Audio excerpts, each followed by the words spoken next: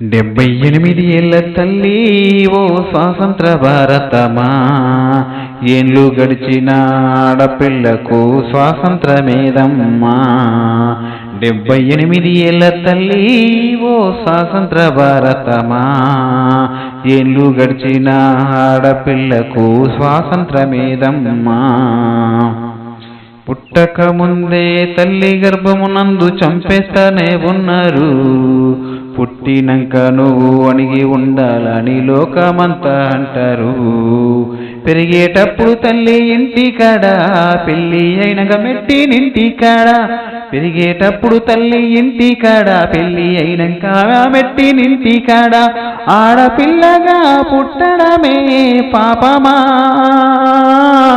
ఆడపిల్లకు దేవుడెట్టిన శాపమా.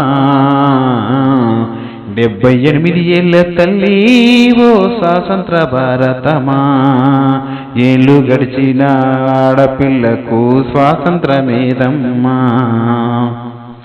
తల్లి యారింటికాడ ఆడపిల్ల వంటూ ఆక్షలెన్నో పెడతారు, అణిగి మణిగి ఉండాలంటూ సంకల్లెన్నో వేస్తారు.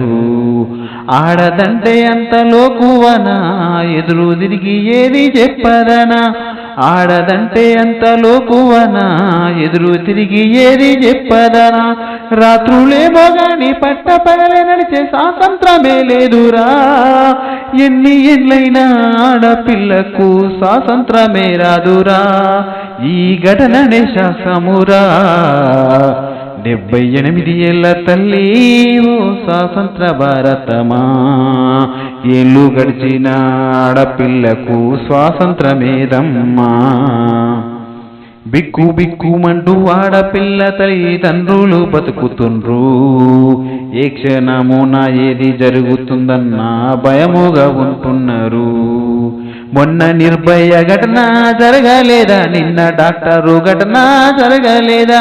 మొన్న నిర్భయ ఘటన జరగలేదా, నిన్న డాక్టరు ఘటన జరగలేదా. నాటి ద్రౌపది నుండి డాక్టరు వరకు స్వాతంత్రమే లేదు ఇప్పటికీ. నాటి డాక్టరు నుండి డాక్టరు వరకు స్వాతంత్రమే లేదు ఇప్పటికీ. మనిషి రూపమానవముగాలలో ఎప్పుడు మార్పు వందును ఏనాటికి. 78 ఏళ్ల తల్లి ఓ స్వాతంత్ర భారతమా, ఏళ్ళు గడిచిన ఆడపిల్లకు స్వాతంత్రమేదమ్మా.